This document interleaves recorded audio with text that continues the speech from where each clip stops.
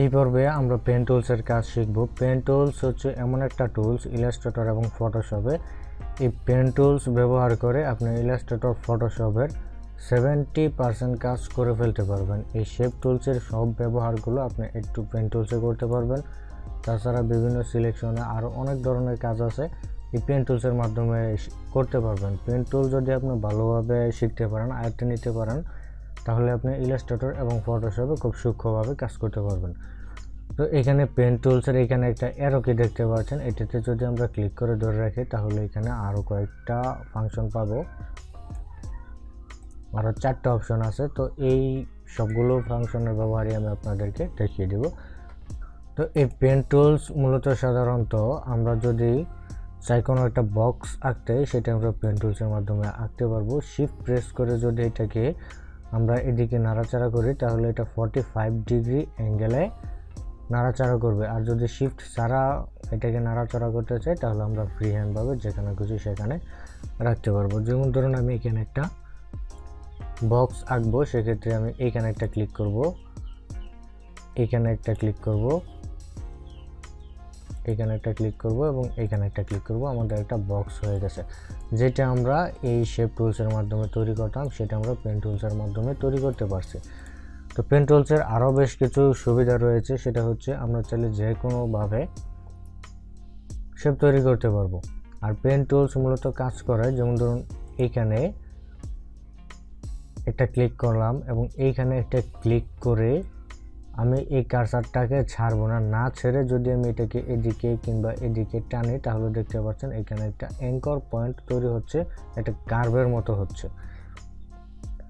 এইটাকে যদি আমি এই পজিশনে রেখে ছেড়ে দেই, আবার যদি আমি এটাকে এখানে ক্লিক করি তাহলে দেখতে পাচ্ছেন এটা একটা বাঁকা একটা কার্ভের মতো একটা সিস্টেম চলে আসছে। আমরা যদি চাই যে না এটা এখানে বাঁকা হবে না, এটা এখান থেকে ডিরেক্টলি এখানে আসবে, সেক্ষেত্রে আমরা অল্টার প্রেস করে যদি এখানে ক্লিক করি তাহলে এটা এখান থেকে চলে যাবে এবং এখানে আমরা ডিরেক্টলি সোজা ক্লিক করতে পারবো। আর যদি এইখান থেকে এটাকে ডিলিট না দেই তাহলে এটা এরকমই কার্ভ হবে এবং এখানে যদি এইখানে আমি একটা ক্লিক করলাম তাহলে দেখতে পাচ্ছেন এখান থেকে কার্ভ হয়ে এটা এদিকে গেছে।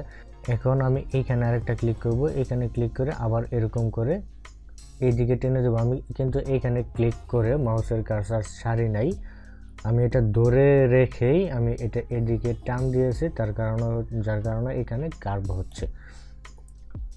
আর এটাকে এখান থেকে ডিলিট করার জন্য আপনি এখানে ক্লিক করতে পারেন অল্টার প্রেস করে, অথবা এমনিতে যদি ক্লিক করেন তাহলে এটা ডিলিট হয়ে যাবে। তো এখন যদি আমি এটাকে মুভ টুলস দিয়ে সিলেক্ট করি তাহলে এটাকে যে কোনো জায়গায় ইচ্ছে করলে নাড়াচাড়া করতে পারবো এবং এটাকে চাইলে আমরা আবারও মডিফাই করতে পারবো। মডিফাই করার জন্য আমরা এখানে add anchor point, delete anchor point এবং অ্যাঙ্কর পয়েন্ট টুলস 3টা ফাংশন আছে। তো এগুলার এখানে যেই কাজগুলো আছে সেগুলো আমরা এই যে এইখানে আমি যদি এই পেন টুলসের কার্সারটা এইখানে আনি তাহলে অটোমেটিক দেখতে পাচ্ছেন একটা প্লাস আইকন চলে আসছে। এটা কোনো জায়গায় ক্লিক করতেও হবে না, এটা এখান থেকে সিলেক্টও করতে হবে না। এখানে আপনি খালি জায়গায় নিয়ে আসলে এটা অ্যাঙ্কর পয়েন্ট অ্যাড করতে পারবেন, যে কোনো জায়গায় খালি জায়গা দিলেই আপনি অ্যাড করতে পারবেন।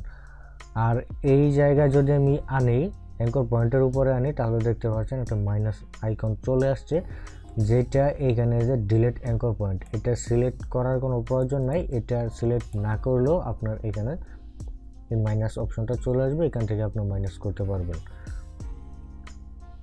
আর অল্টার প্রেস করে আপনি এটাকে যেখানে লাস্টে যে টুলটা আছে অ্যাঙ্কর পয়েন্ট টুলস, এটা আপনি অল্টার প্রেস করে নিয়ে আসতে পারবেন। অল্টার প্রেস করে আপনি এটাকে যে এখান থেকে মডিফাই করতে পারবেন। আবার আপনি এখান থেকে চাইলে এটাকে ডিলিটও করে দিতে পারবেন।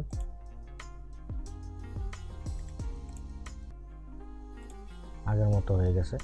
তো এখান থেকে যদি আপনি চান যে ডিরেক্ট সিলেকশন টুলসের মাধ্যমে কোনো একটা অ্যাঙ্কর পয়েন্টকে আপনি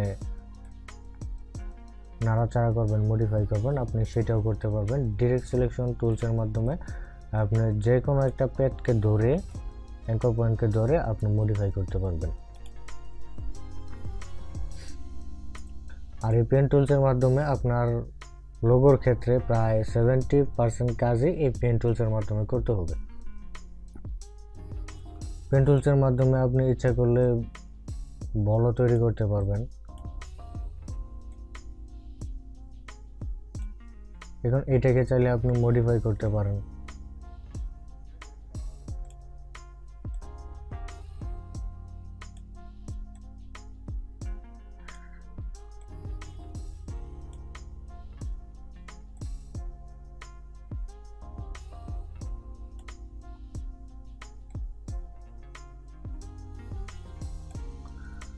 আপনার যেভাবে ইচ্ছে সেভাবে আপনি এখানে মডিফাই করতে পারবেন।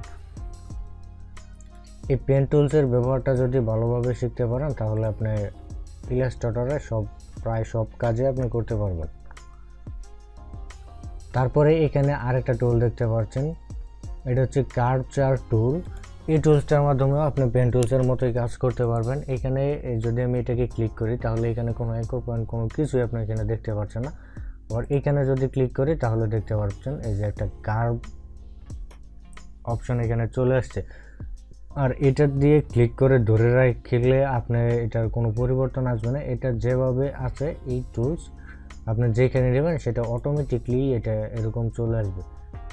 তো এখানে একটা ক্লিক করলাম, এইখানে একটা ক্লিক করলাম, এই যে একটা বল হয়ে গেছে।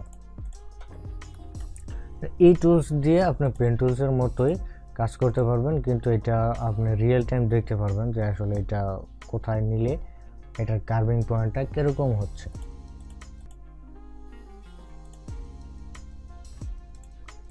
এটাও আপনি চাইলে পরবর্তীতে সিলেকশন টুলসের মাধ্যমে মডিফাই করতে পারবেন।